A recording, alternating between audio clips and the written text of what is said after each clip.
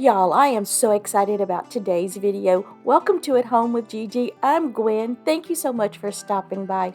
Today I'm going to be using window clings from the Dollar Tree, and I'm part of the 5 Under 5 collaboration. So everything that we're going to be creating is under $5, and my projects are way under $5. And I have a bonus project for you, so for a total of 6 today. I can't wait to share those with y'all, so I hope you'll stick around to the very end to see everything and how I've put it on my tiered tray. So let's just go ahead and get started.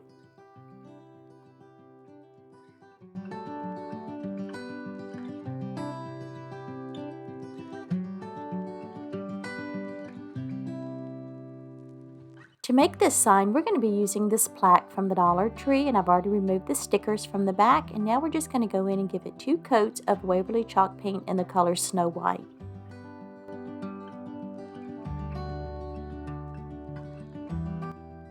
Now, if I had remembered to sand the front of this plaque, menopause brain, y'all, but anyway, if I had remembered to sand the front of it before I started painting, it would have taken far less paint, but I had to end up giving it 2 pretty thick coats of paint, and in some areas I went back over it probably a 3rd time. I set it aside and just let it dry overnight just to make sure it was completely dry, and then the next day I came back and I taped off the front side of it, and I'm going in with antiquing wax on a baby wipe, and I'm just going around the outer edges. I'm just applying that, and then I'll wipe it back if it gets too heavy, because over the top of that I'm going to go in with Apple Barrel Bright Red. I'm adding the layer of antiquing wax first, and then I'm going to go in with the red paint because I want the red paint to look like it's a vintage color, kind of rustic, worn, and I didn't have a dark enough red for that just on its own. Y'all, menopause brain again. I just did not think about grabbing my Waverly Crimson. It probably would have worked a lot better, but anyway, we went with this. I think it turns out great, but you'll have to tell me what you think about the red.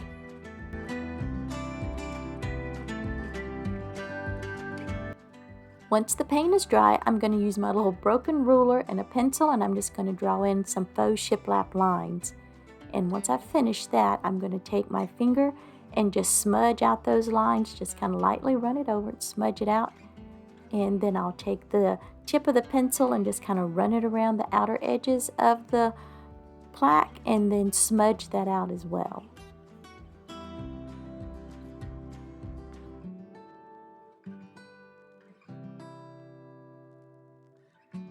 I picked up these awesome window clings at the Dollar Tree a few weeks ago, and if y'all can find them, pick them up. They are amazing. And I learned a trick from Brenda at Rustic and Lace DIY. If you trim the excess plastic from your cling before you remove it from the backing, it's so much easier. I always remove the excess plastic because to me it just makes it blend in better with your surface. And I'm just looking at my placement and realizing I forgot to trim it off. So I'm going to go in and trim that off real quick, and then we're going to attach it to the front of the plaque. I'm going to add a layer of Mod Podge to the back of the window cling. I personally like to add it to the window cling instead of the surface because you can just control better where it's going. Sometimes I do it the other way if I'm not thinking, but most of the time this is the way I like to do it. And then once I get my placement, I will go back in and then cover the entire area with another layer of Mod Podge just to seal that window cling in and make sure it's not going to come up. I'm going to center it as best I can, and then I'll just kind of smooth it down just a little bit. Usually I use plastic wrap, but for whatever reason I'm using my fingers this time. And then once I have it smoothed down, I'm going to use a sheet of plastic wrap and just place it over the top. And taking my roller, and I'm just going to go across the top of the window cling in every direction, and if there's any excess Mod Podge, air bubbles, anything like that underneath it, it's going to smooth and press that out. And then if there's any excess Mod Podge, I'll just wipe it away with the plastic wrap or a baby wipe. I know I usually show you how it looks at the end of each project, but I want you to stick around to the very end because I'm going to put them all together on my tiered tray and just show you how they all come together. I can't wait for you to see it.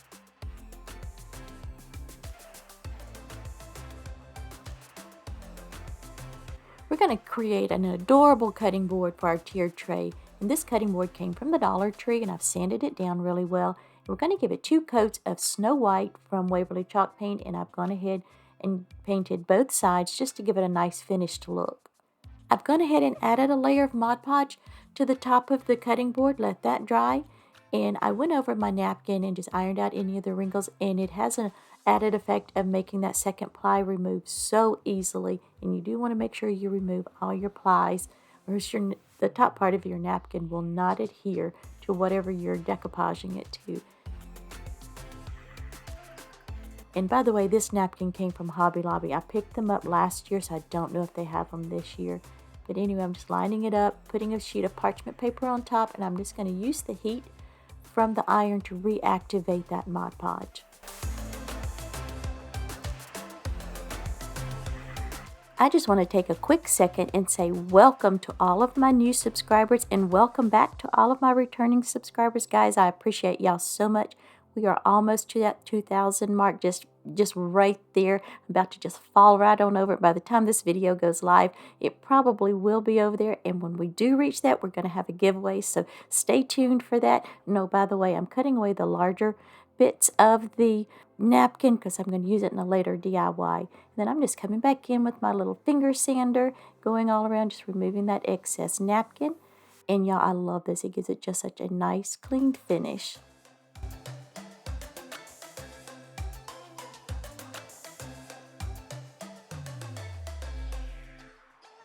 I've gone ahead and trimmed off all the excess plastic from the sides of the window cling, and then I like to put my Mod Podge directly onto the window cling just to have better control of it.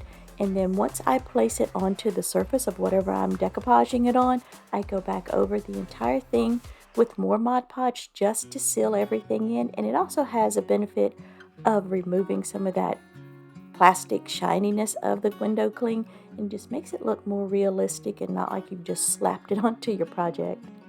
Now, I forgot to cover the cutting board with plastic wrap before I started using the roller.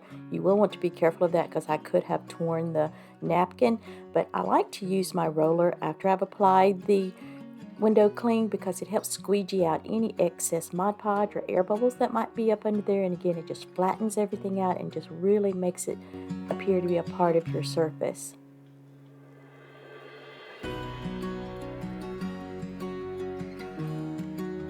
Today's video is part of the collaboration that's hosted on the 5th of each month by Emily at Farm Charm Chic, and like I said, it's on the 5th of each month, and you have to create 5 DIYs under $5. And this month, her co-host is Mary from Craft Away with May, and I'll have both of those channels listed below along with the playlist. So make sure you go say hello to all these wonderfully talented YouTubers. If you're here from the playlist, thank you so much for stopping by. I truly appreciate you.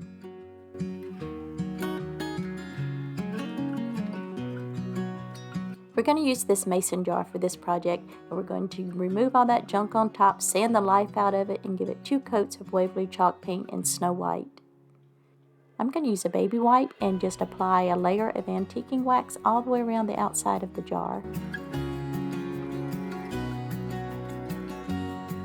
When that is almost dry, I'm going to go in again with Apple Barrel's Bright Red, and I'm just going to add a layer of the red all the way around the edges of the jar. Now, I was lazy and did not want to tape it off like I did the previous project, so I did get a little bit of smudging, but I just used a baby wipe, and then what the baby wipe didn't remove, I just went back and touched it up with some more paint.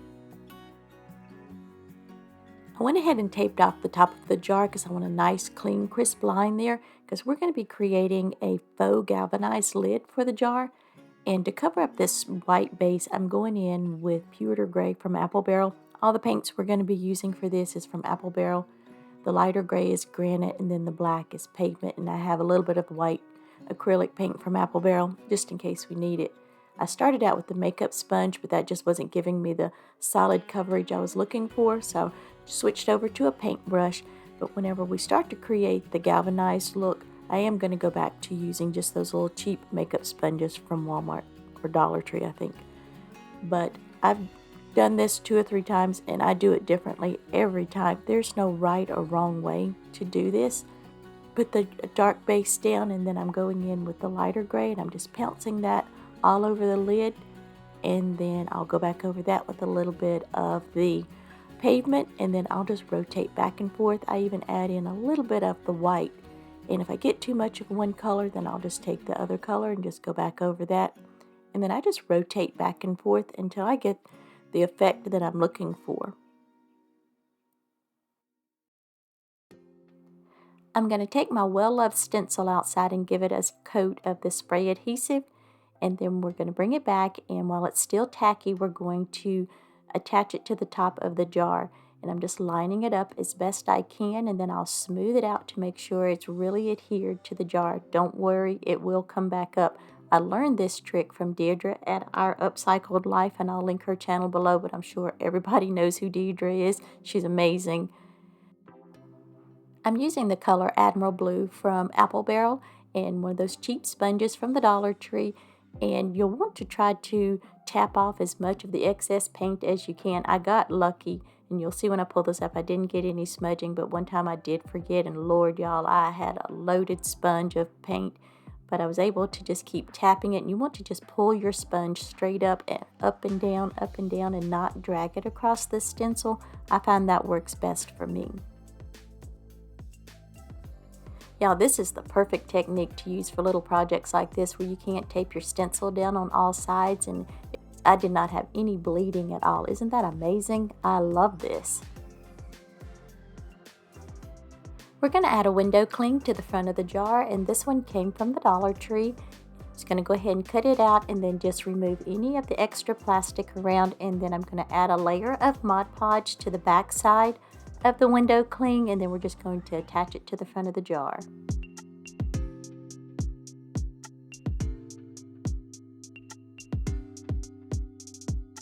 Off camera, I did go over it with my roller and some plastic wrap again.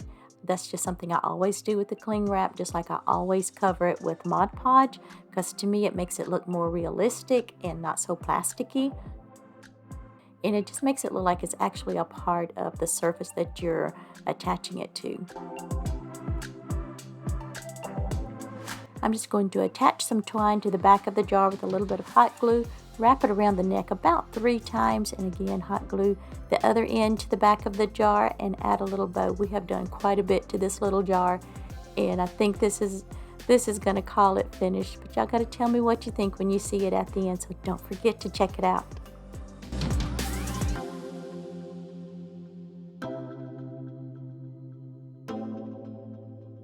For this project, we're going to be using this wooden cross from the Dollar Tree, and I've already filled in the holes in the front and the back with some spackling. Let that dry, and then I'm going to go in and give it 2 coats of Waverly chalk paint in the color Snow White. I've already added a layer of Mod Podge on top of the cross. Let that dry, and we're going to be using these leftover pieces of napkin, and this napkin came from Hobby Lobby. It's so beautiful. I love it. I want to make sure that I'm getting my placement just right, because I want this part, the blue part of the napkin, to cover just the top part of the cross. And I'm not using a bigger piece because this is how big the square comes in the napkin. And I'm going to be placing a sheet of parchment paper over the top of it to protect the napkin. And my iron is on low heat, and I'm just using the heat from the iron to reactivate that Mod Podge and help the napkin adhere to the cross. I'm going to line the 2 pieces of the napkin up as close and as straight as I can. I want this to look like it's just one seamless piece. And I'm just going to hold it in place till I get the parchment paper in place, and then get my fingers out of the way and then just kind of hold it there. And this is sped up obviously, but I'm just holding it there until I'm reactivating that Mod Podge and it's holding the napkin in place. And then once I'm finished, I'll go around the edges with my nail file and just remove any of that excess napkin. Y'all, I think this turned out so beautiful, but you'll have to tell me at the end what you think. But it really was just a very, very fast and easy DIY, and just to me so perfect for your tiered tray. And I really think it could be on a tiered tray year round or just placed somewhere in your home. I love crosses, I love hearts, and I love to use them year round.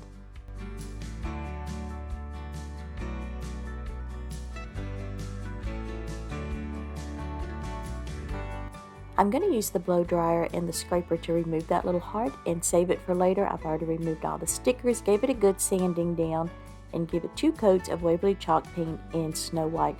Y'all, I'm very sorry. I lost the footage, deleted it. I don't know what I did with painting around the outside of the house. That's Ocean Blue from Waverly. And I was just showing you I've already given it a layer of Mod Podge, let that dry. And we're going to be attaching this napkin, and this napkin is from Walmart. I forgot to mention, this little house came from Michael's. I bought several of them 2 or 3 years ago when they had them like 90% off. And I'm so sad to say this is my last one. I'm going to have to see if they have any more this year when they start clearancing out their spring and summer items. Here's a little tip. If you have trouble removing the plies from the back of your napkin, use a little piece of tape. Usually, whenever I run the iron over my napkin to smooth it out, it'll loosen up that glue. For whatever reason, it didn't work this time. But anyway, I'm just lining up my napkin as best I can on the front of the house, and I'm going to put a piece of parchment paper over the top and just use my iron on medium to low heat and just reactivate that Mod Podge to make sure this napkin is going to adhere to the house, and it really does a perfect finish every time. I'm speeding through this, y'all. I don't want to keep boring you with decoupaging napkins, but I'm just using my little nail file going all the way around, and to me that's the best way to remove excess napkin. And again, that will give you just a perfect clean edges every time. We're going to be adding this cling, and this is also from those clings that I picked up at the Dollar Tree, and I'm just going around trimming off the excess. And Lord, y'all, look, I am Mod Podging the front of the cling. I wasn't even thinking. I screeched so loud. The honey come in there and was like, "What is wrong with you?" And I'm like, I almost made a boo-boo big time.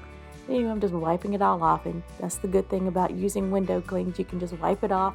I flipped it over and just added more Mod Podge to the back, and then I'm just going to center it up as best I can on the front of the house.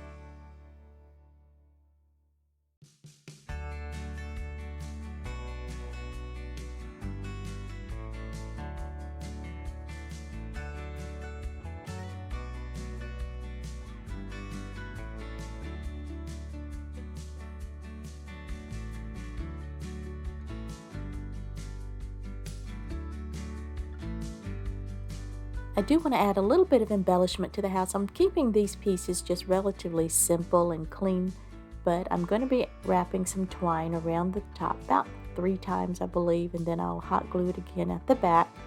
And the little heart that I removed at the beginning, I sanded it just a little bit, and then I took a baby wipe and some red paint and just rubbed it over it several times. Now it looks more pink here on camera than it really is.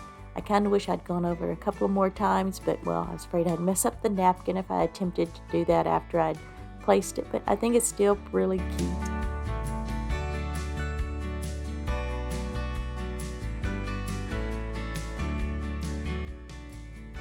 For this project, we're going to be using these 3 wooden blocks from the Dollar Tree, and for this part, we're going to be using Truffle from Waverly Chalk Paint, and I just mixed just a tiny bit of paint and a lot of water and created a stain.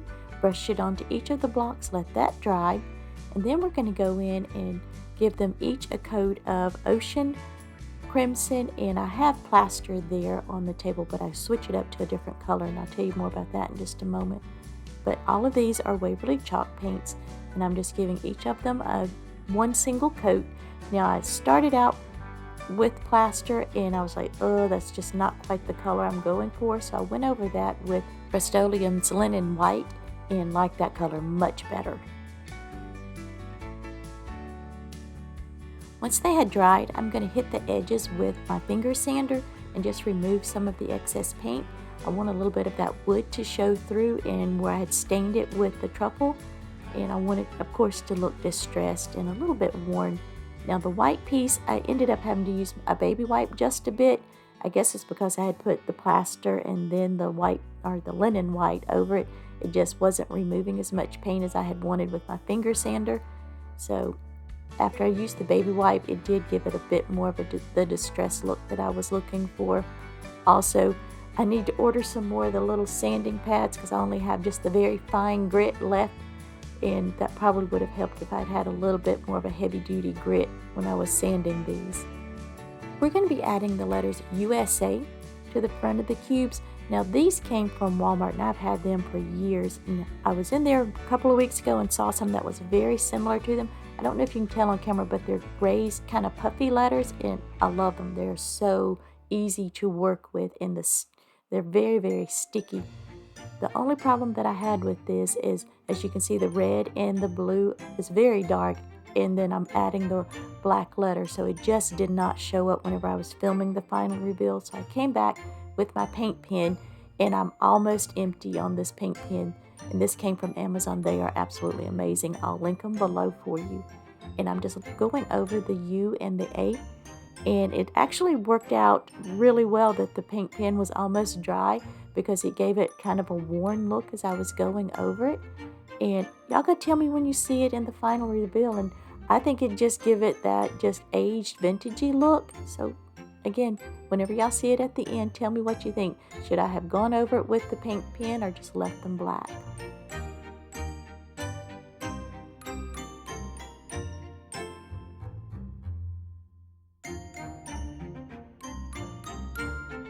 I am so excited for y'all to see all of the DIYs together on my tiered tray. But my tiered tray is actually a cupcake stand from the Dollar Tree. I got it for like $5.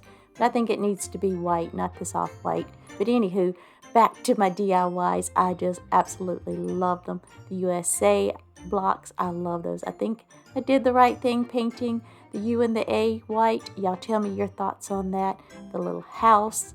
And then the cutting board, I just love them. I think they're so cute. And my jar, and it's proud to be an American sign, y'all. I absolutely love it. But I have to tell you, I believe my favorite, y'all tell me what your favorite is, but my favorite is going to be the cross. I just fell in love with that. But it was just so simple and easy to do.